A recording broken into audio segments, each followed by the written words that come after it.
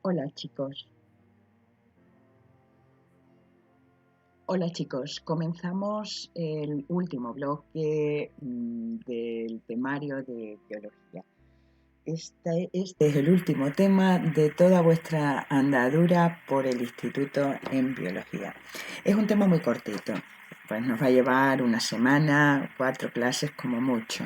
Es el tema de inmunología, ¿vale? La defensa de lo nuestro. Es un tema que solo vale un 10% del total del peso de la asignatura, pero es un tema en el que, aunque inicialmente os parezca en algunas ocasiones complicado porque nunca lo habéis dado, si veis las preguntas de selectividad siempre son las mismas, que cómo son los anticuerpos, qué son las vacunas, qué son los sueros, qué son los linfocitos B, qué son los linfocitos T. Y bueno, ya os diré la semana que viene que vamos a seleccionar de estos dos últimos bloques, pues lo más importante, lo que suele caer en selectividad, un poco para que tengáis defensas, porque ya habéis visto que las preguntas de selectividad meten de distintos bloques y entonces si vamos a por la máxima nota, pues habrá que jugar todas las cartas. Bueno, empezamos. ¿Qué es la inmunología? Bueno, perdona, ahí tenéis, no me voy a parar, lo tenéis en los apuntes.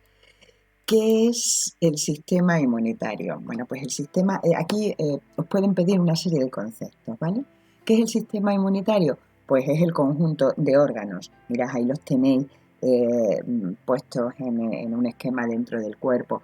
Pues el timo, el bazo, la médula ósea, ¿vale? Todos los ganglios que tenemos en nuestro cuerpo. Es un conjunto de órganos, de células. Ya veremos que hay linfocitos B, linfocitos T, fagocitos, células dendríticas y de moléculas.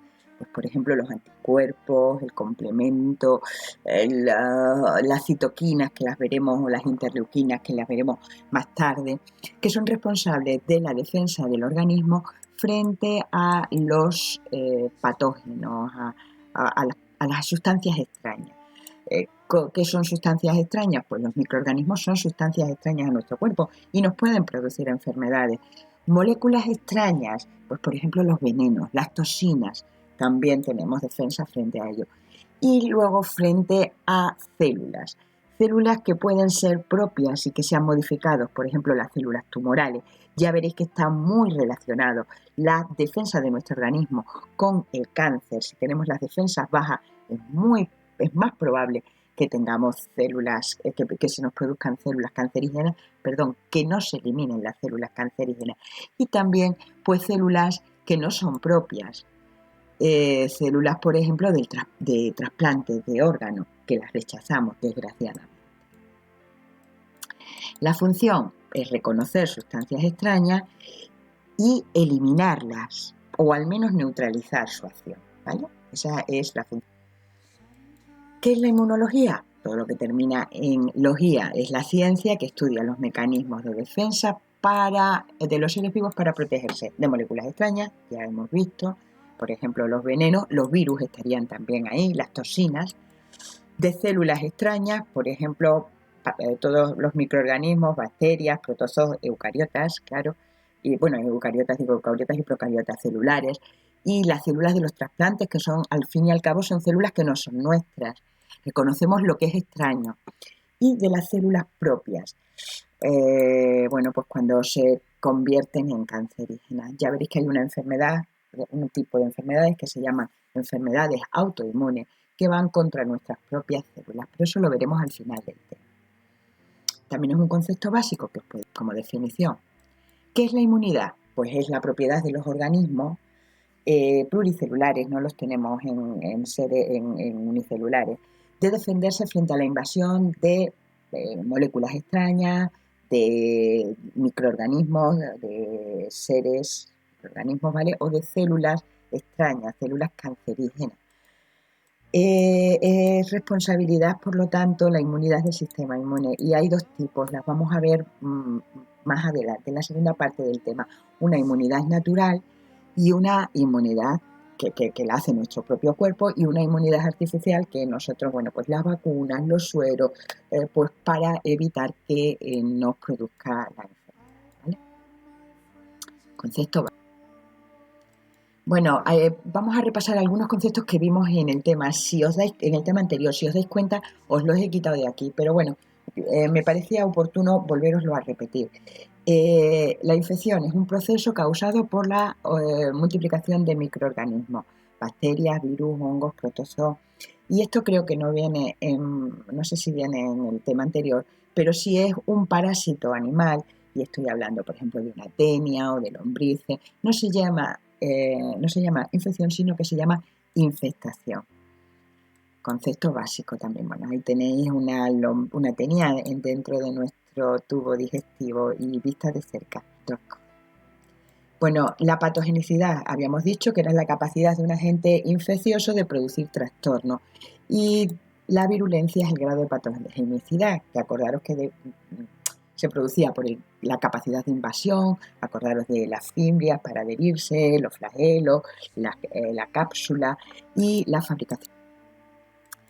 Acordaros que eran las toxinas. Ahí tenéis una foto de una pintura de una persona con tétanos y la toxina botulínica. Son sustancias producidas por microorganismos que hacen daño al huésped.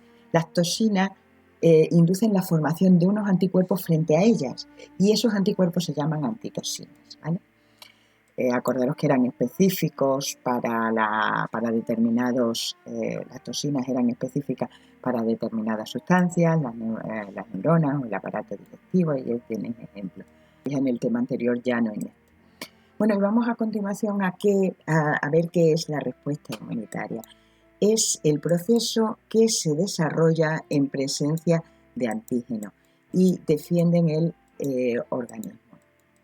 Quiero que salga todo y me va a salir al final. Vaya, bueno, tenéis el cuadro entero y ahora os lo voy explicando. Vale, ahí tenéis el cuadro entero. Es el proceso que se desarrolla cuando entran los antígenos. Los antígenos son las sustancias extrañas o las células extrañas y que van a defender al organismo.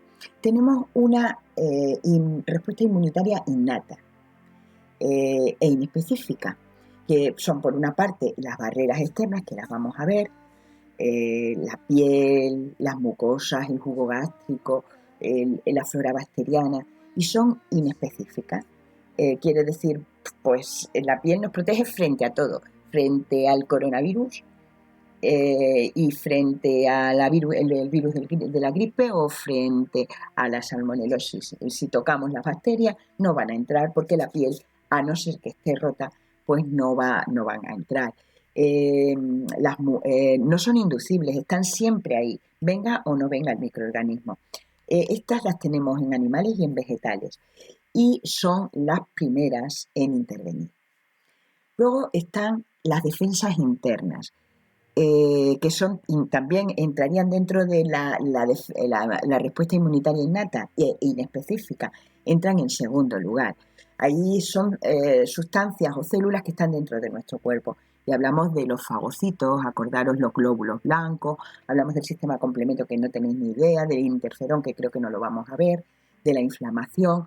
Todas son inespecíficas.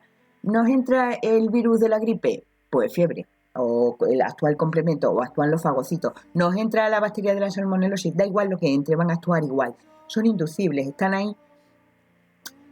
No son inducibles, están ahí y cuando entran, pues se aprovechan y se dan en animales.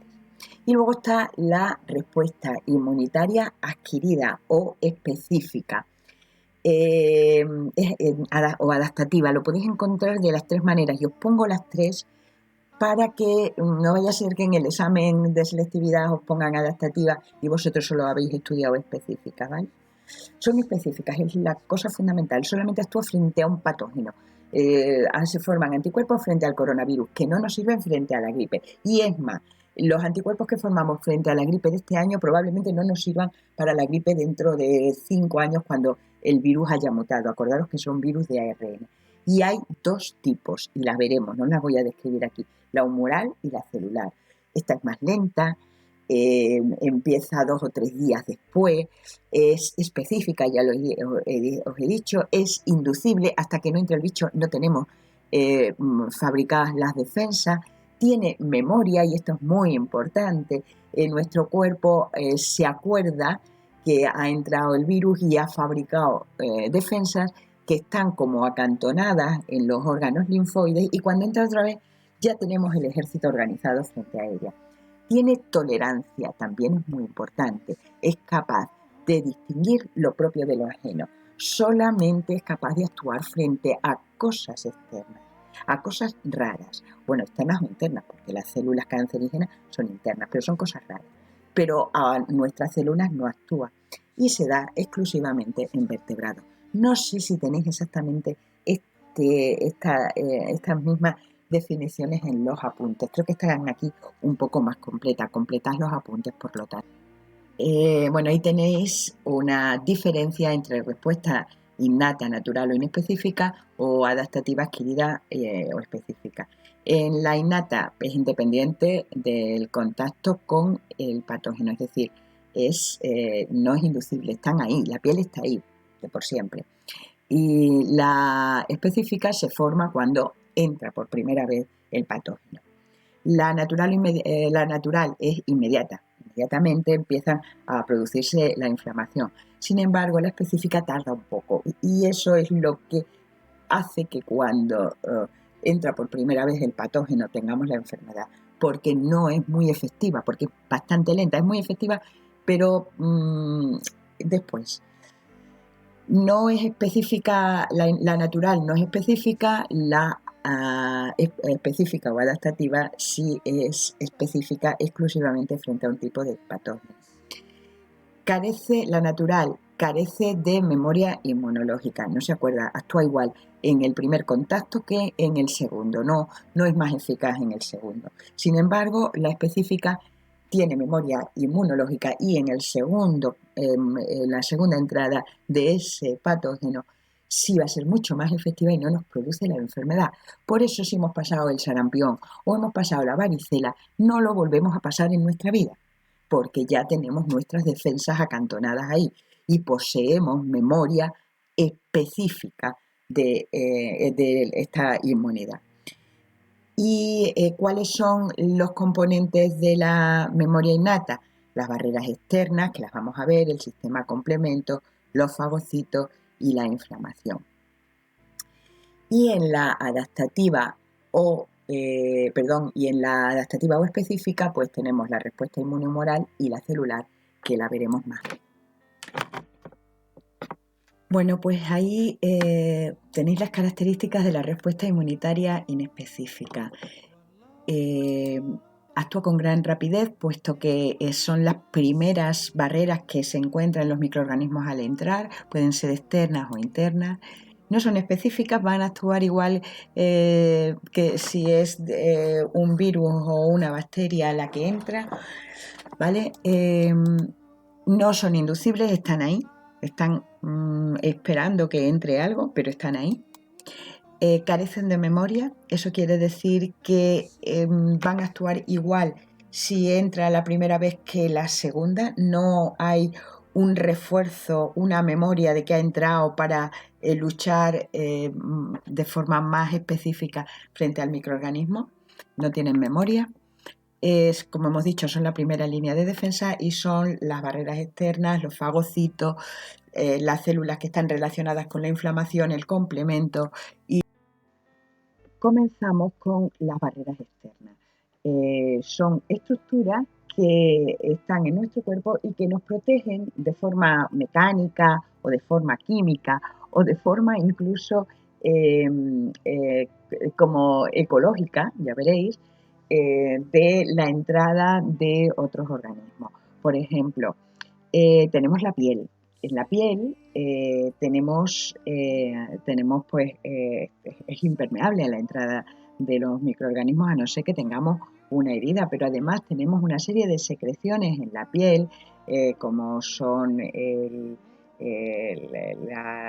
los ácidos grasos de las glándulas sebáceas, que evitan que entren los microorganismos, pero pueden entrar en las mucosas. Las mucosas son otra parte de nuestro cuerpo, que son, acordaros de anatomía de primero de bachillerato, que era el epitelio que recubría todos los conductos interiores.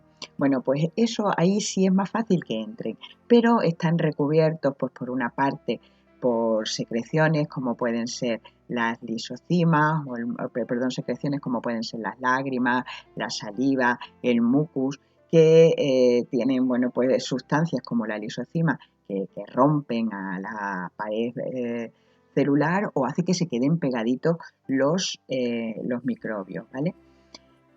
Por otra parte, en las vías respiratorias tenemos también cilios y moco para que se queden pegados y después barrerlo hasta el exterior del cuerpo o hasta otros lugares. Por otra parte, si llegan al estómago, en el estómago tenemos un pH que mata las bacterias. Además, hay una flora intestinal, acordaros que también lo vimos en primero de bachillerato, que impide que se desarrollen los organismos patógenos. Primero, porque están ocupándolo todo y no hay sitio para que se queden ni para que crezcan. Y segundo, porque también crean unas sustancias que evitan que se dividan. Y luego, bueno, pues tenemos el flujo de la orina que hace de barrido de los microorganismos que pudieran entrar a través del tracto urinario.